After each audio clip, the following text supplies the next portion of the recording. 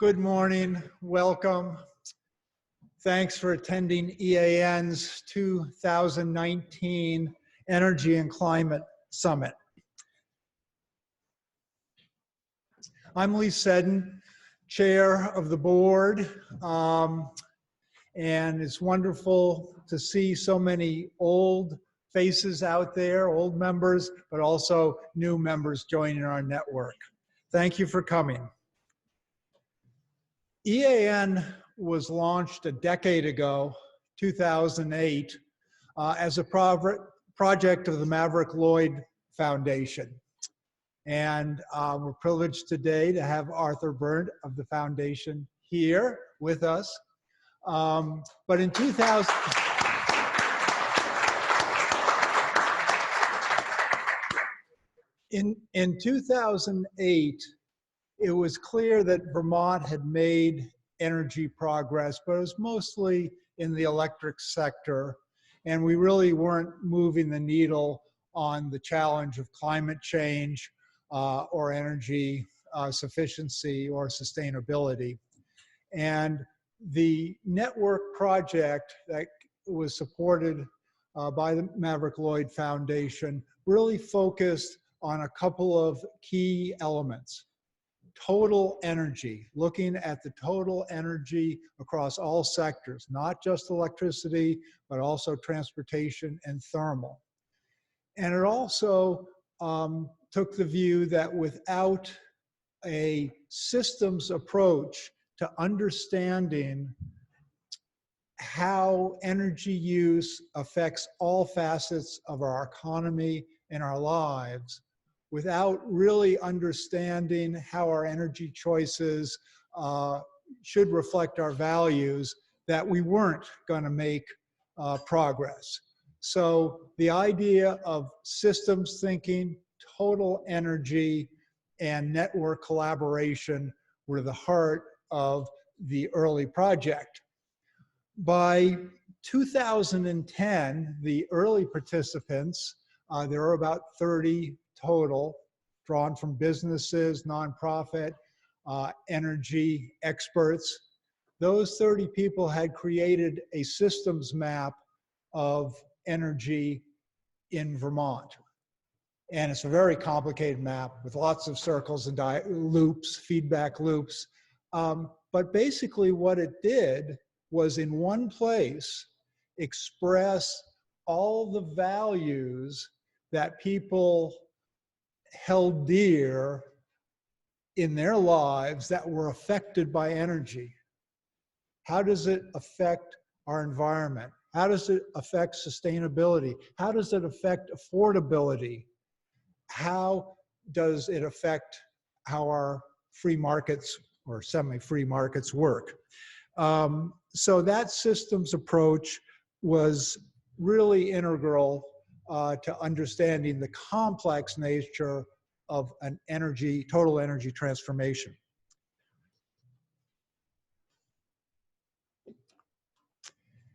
EAN's mission statement is pretty simple. It's to help Vermont reach 90% renewable by 2050, its commitment to that goal. But in that simple statement lies a lot of other implied things. One is that we reach that 90 by 2050 goal with an eye to social equity, economic equity, sustainability, affordability, our environment, and all the values that were shown and portrayed on that systems map. So EAN recently, in the last year, has updated its mission statement to not just talk about energy, but talk about climate change, and also talk about creating a just, thriving, and sustainable future for Vermonters. The network is supported by a small staff, 3 people. Jared Duvall, our executive director, Carolyn Wesley, our new network manager, and Rob Fish, our manager of Vermont's Energy Dashboard, our tracking tool that lets us know where we are in this journey forward. I'd like to thank the staff and the volunteers who are helping put together the event today, who helped plan it. So let's give them a little hand.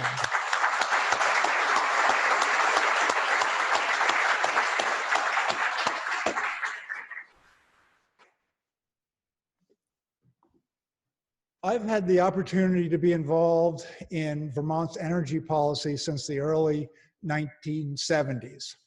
I won't take you quite back to the chases of Vermont Yankees low-level waste trucks down Route 9 in Brattleboro, but my early career was in advocacy. Then I started a business, became an energy entrepreneur, and now I'm a consultant. So recently, I've been looking back on the 40-year sort of arc of what has Vermont done and what have we accomplished. And I look back, further than this chart goes, to some really historic things that Vermont has done. Rich Cowart's investigation into energy efficiency as chairman of the Public Service Board, investigation that resulted in really a transformation of utility planning and utility regulation, not only in Vermont, but across the United States. I look at the energy collaboratives that happened throughout the 90s that were the implementation of efficiency, shepherded by Conservation Law Foundation, where every utility in Vermont had a collaborative set up with outside parties, the Public Service Department, to reach concrete goals about efficiency. And this was happening across New England. I think of Efficiency Vermont, the first statewide efficiency utility in the United States, which has been and still is a role model in the world. And of course, subject near and dear to me, solar energy and net metering. Vermont has consistently since late 1990s had net metering laws that encourage solar and do it in a thoughtful way that ramps up our solar industry. And so small little Vermont is, in terms of solar per capita, is right up there next to California. So it's pretty impressive what we've accomplished. But when I look back at all those things, despite building that platform for change, we really haven't moved the needle in 2019 on total energy use or on climate change or on social equity and social justice regarding our energy use. And so right now, we have made progress, but we are at the bottom of that curve, and there's a very steep hill in front of us. And all I can say is we know the way, we have the tools to do it. We simply have to work harder, work smarter, and work together in a more effective way. And that's what EAN is about. Before I turn this over to Carolyn, who will fill you in on today's agenda and what it means to be part of a collective impact network, I'd like to leave you with one image that I saw this week that I think captures the existential threat that we are now facing because of the choices we have made in the past regarding our energy use. This is the cover of The Economist this week. And I saw this graphic and I went, what a lovely piece of modern art. And it's The Economist this week is totally devoted to climate issues, including their obituary, which is nice, which is for a glacier. But The impact to me shows so clearly this is the relative change in global temperatures annually from 1850 up to 2018. And the benchmark temperature is our recent decades, 1970 to 2000, when we thought we had a fairly stable climate. That is the dividing point between blue and red. And you can see what has been happening just in the last decade. The warming is out of control. It's threatening our lives and the economies and people all around the world.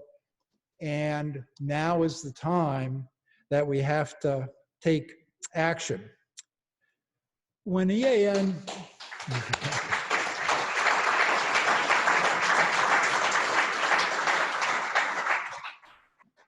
that was sort of a meek call to action, wasn't it?